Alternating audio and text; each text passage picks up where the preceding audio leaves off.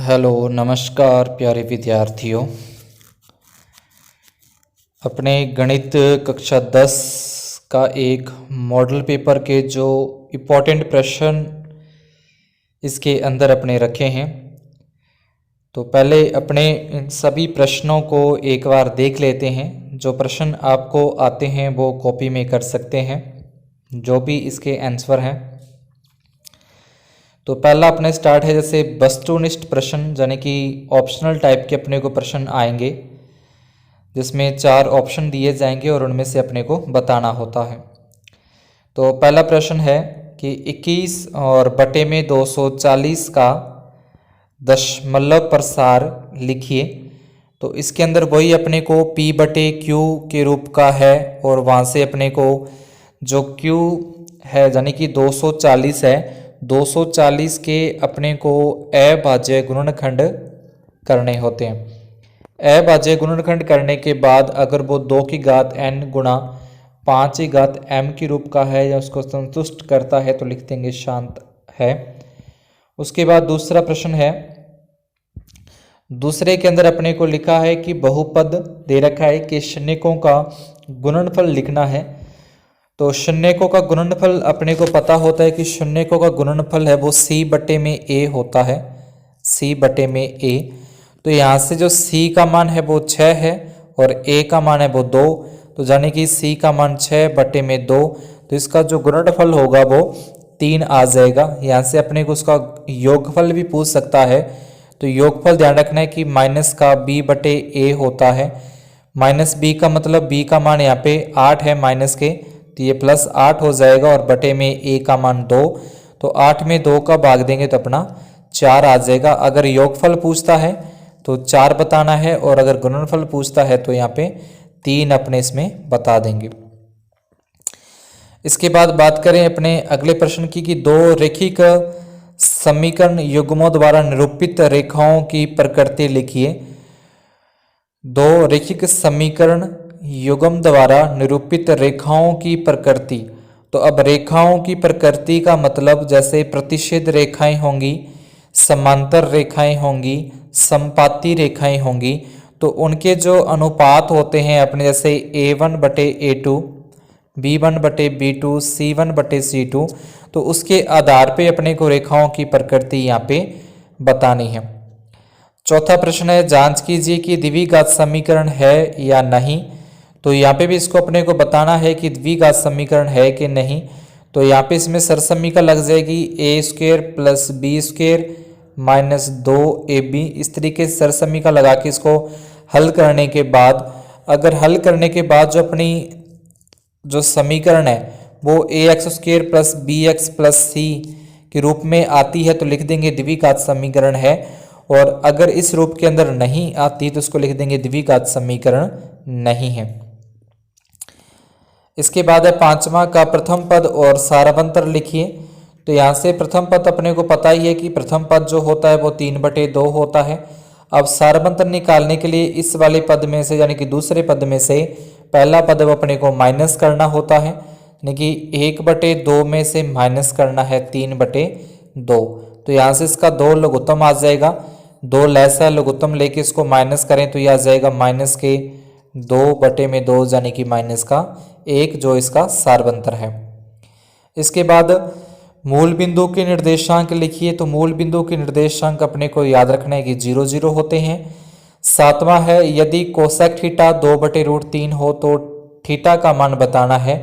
तो कोसेक के अंदर अपने को ये पता होना चाहिए कि 2/√3 कितने डिग्री का मान होता है। कोसेक के अंदर देखना है, कोसेक में 2/√3 है वो कितने थीटा का या कितने डिग्री का मान होता है। जितने डिग्री का मान होता है वही थीटा का मान अपने पास आ जाएगा। आठवां प्रश्न है, स्पर्श रेखा तिरछा पर होती है तो ये लंब होती है। उसके बाद नौवां है, पग विचलन से माध्य ज्ञात करने का सूत्र अपने को लिखना है। उसके बाद 2 सिक्कों को एक साथ उछालने पर कुल संभावित परिणाम है। 2 सिक्कों को एक साथ उछालेंगे तो कुल जो संभावित परिणाम अपने को लिखने हैं कितने होते हैं। 2 सिक्कों को उछालने का मतलब जैसे अपने होता है कि जैसे हेड हेड आ गया या फिर टेल आ गया, उसके बाद हेड टेल आ गया या टेल हेड आ गया, तो इस तरीके से जो संभावित परिणाम बनते हैं वो 4 अपने पास आते हैं 2 सिक्कों को उछालने पर। इसके बाद थोड़े अति लघुत्रात्मक टाइप के प्रश्न हैं।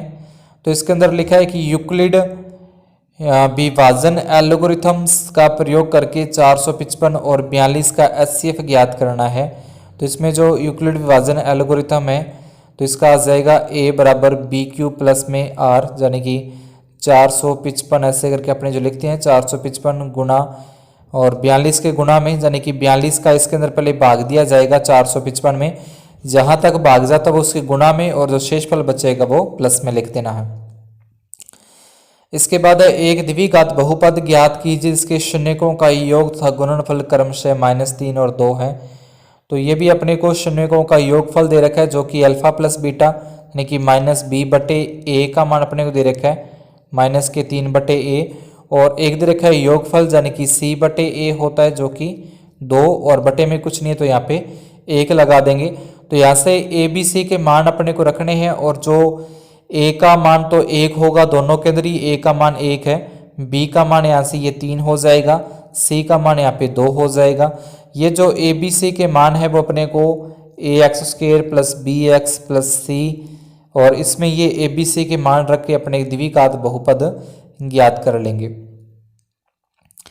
इसके बाद चौथा प्रश्न, द्विघात समीकरण में k का मान ज्ञात कीजिए जबकि इसके 2 मूल बराबर हैं। तो इसमें k का मान ज्ञात करना है, 2 मूल बराबर होने के लिए कंडीशन आ जाएगी b² माइनस 4ac बराबर में 0। तो ये विभक्तिकर वाला सूत्र लगा के अपने यहाँ से k का मान ज्ञात करना है। उसके बाद 5 नंबर है का कौन सा पद -81 है।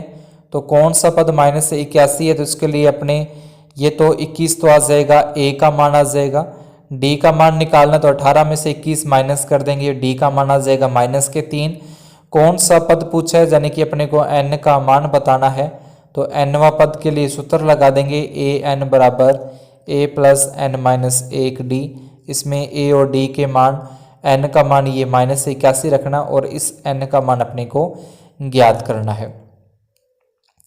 6 नंबर पे है बिंदुओं के मध्य बिंदु के निर्देशांक ज्ञात करने हैं।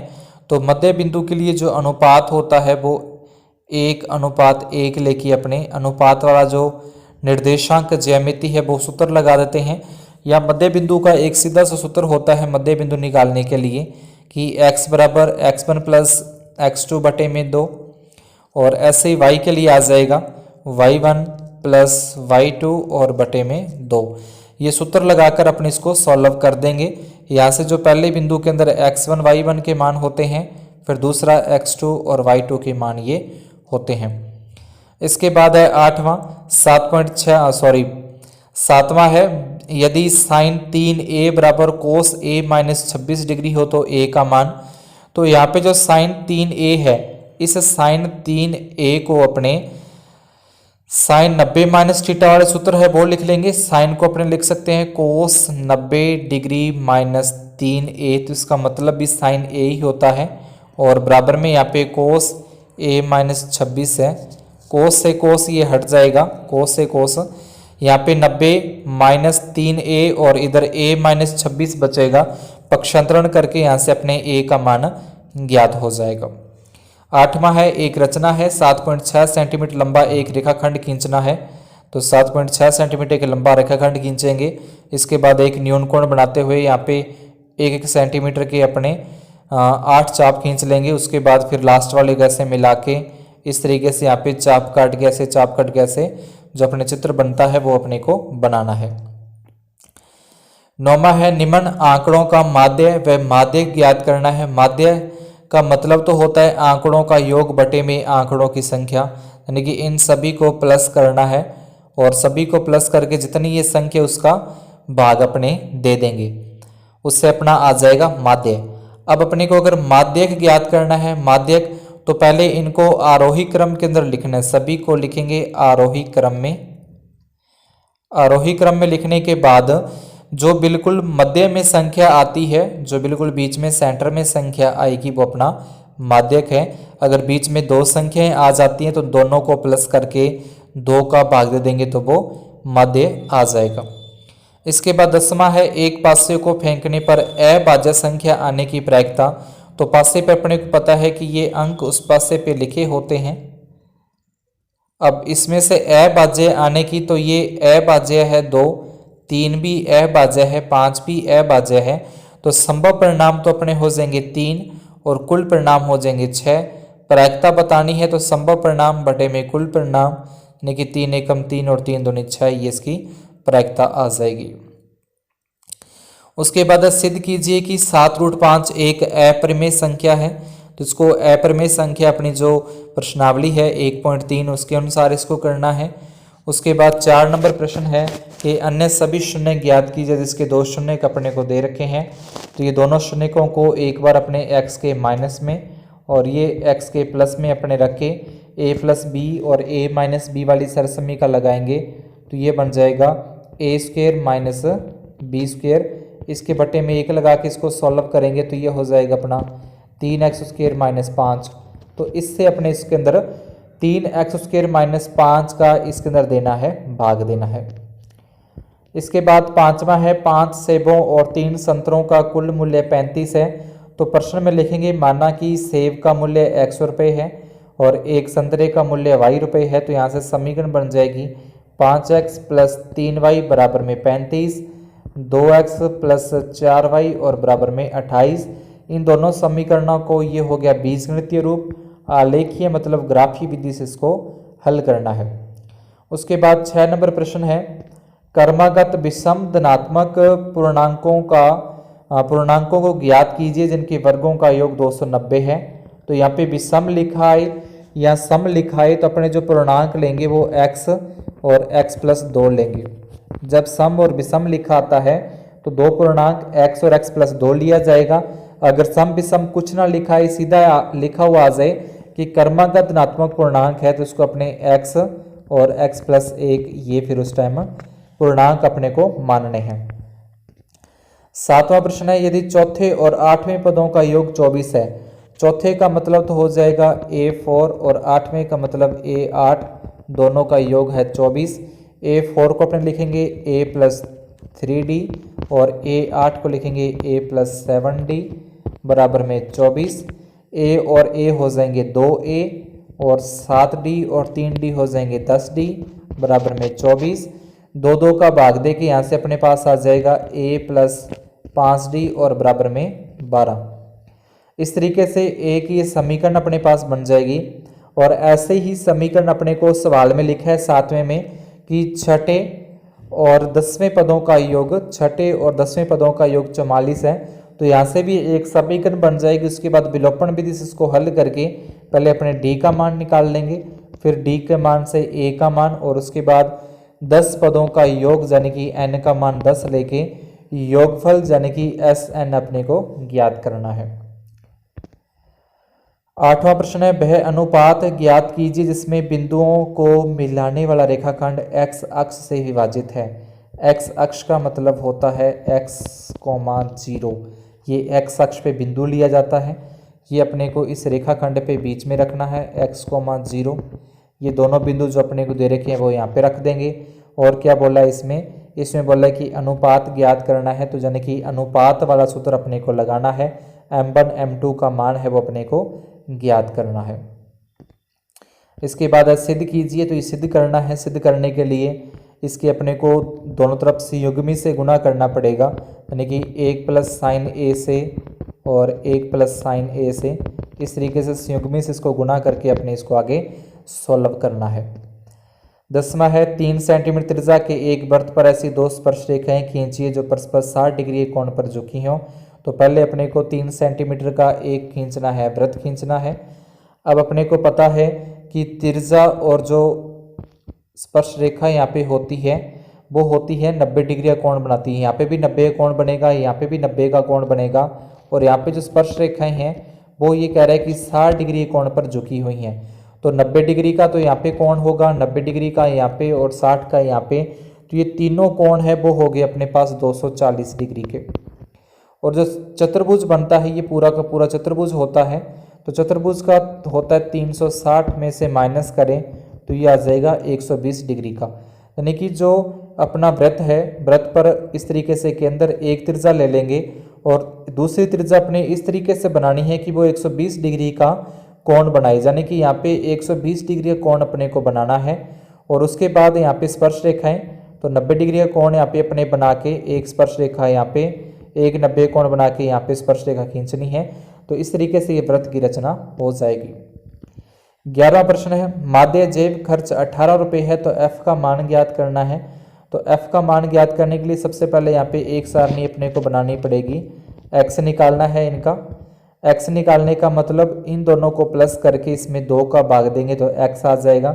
नहीं, 11 और 13 24 होते हैं, 24 में 2 का भाग देंगे 12, 13 और 15 जोड़ेंगे 28 में 2 का भाग देंगे 14, यहाँ पे आ जाएगा 16, फिर 18, फिर 20 आ जाएगा, 22 आ जाएगा और 24 आ जाएगा। इसके बाद एक सारणी यहाँ पे और बनती है एफ एक्स वाली, यानी कि 12 को 7 से गुना करें 84, 14 को 6 से गुना करें 84, 16 और 9 का गुणा करें 144, 18 और 13 गुणा करें 234, उसके बाद 20 को f से गुणा कर दें 20f। तो इस तरीके से ये अपने को जो माध्य है, माध्य वाला सूत्र सिग्मा एफ एक्स बटे सिग्मा एफ वाला लगा के इसको f का मान निकाल देना है। इसके बाद प्रश्न संख्या 12, 52 पत्तों की ताश की गड्डी में से निम्नलिखित की प्रायिकता ज्ञात करनी है। अब जो ताश की गड्डी होती है उसमें टोटल 52 पत्ते होते हैं, जिसमें से 26 तो होते हैं लाल रंग के और 26 ही होते हैं काले रंग के। अब जो लाल 26 हैं इसमें से 13 पत्ते को बोलते हैं पान का पत्ता और 13 बोलते हैं ईंट के, यानी कि 13 पत्ते पान की और 13 पत्ते ईंट के होते हैं। जो काले रंग के होते हैं उसमें अपने को बोलते हैं चिड़िया बोलते हैं एक तो, और एक बोलते हैं हुक्म, जो कि 13 इसके होते हैं 13 ही इसके होते हैं। इस तरीके से पत्तों की संख्या है। अब प्रत्येक पत्ता है वो एक एक होता है, यानी कि इक्का भी एक होता है, फिर दुक्का, फिर तिक्का, फिर चौका। इस तरीके से गुलाम आता है, गुलाम को अपने जे बोलते हैं। फिर एक आती है बेगम, बेगम कवीन क्यू होता है। फिर आता है बादशाह, और बादशाह को अपने बोलते हैं किंग, यानी के होता है। तो ये सारे एक एक होते हैं। अब ये कह रहा है कि लाल रंग का बादशाह, तो लाल रंग के बादशाह 2 होते हैं, एक पान का अपने होता है और एक ईंट का होता है। लाल रंग के बादशाह हो जाएंगे 2, और प्रायिकता निकालनी है 2/52। उसके बाद हुक्म के पत्ते हैं 13 होते हैं, 13 हुक्म के, 13 चिड़िए के, 13 पान के, 13 ईंट के, 13/52 आ जाएगा। इसके बाद लाल तस्वीर वाले पत्ते हैं, तो लाल तस्वीर वाले पत्ते सारे 12 होते हैं, तो इसलिए 12/52 हो जाएगा। काले रंग का पत्ता, काले रंग के सारे पत्ते 26 होते हैं, तो 26/52 आ जाएगा। और उसके बाद पान का गुलाम है, तो पान का गुलाम है ताश में एक ही होता है, तो 1/52 आ जाएगा। तो इस तरीके से इसकी अलग अलग प्रायिकता अपनी ज्ञात हो जाती है। तो ये थे अपनी जो क्लास के कुछ इंपॉर्टेंट प्रश्न, पेपर की दृष्टि से महत्वपूर्ण है। और इसको अगर अपने प्रश्नों का उत्तर भी अपने को चाहते हैं कि इसको हल करके बनाई जाए वीडियो, तो कमेंट बॉक्स के अंदर ज़रूर कमेंट करके बताएं कि अगर आप इसको सॉल्व कर लेते हैं सभी को तो बहुत अच्छी बात है। अगर कोई सवाल नहीं आता तो कमेंट बॉक्स में कमेंट करके लिख दें, उसका जो सॉल्व है वो भी मैं इसको प्रश्नों को सॉल्व करके इसकी वीडियो डाल दी जाएगी। जिन्होंने चैनल को अभी तक सब्सक्राइब नहीं किया वो चैनल को सब्सक्राइब, वीडियो को लाइक और शेयर करना न भूलें। धन्यवाद, शुभ दिन।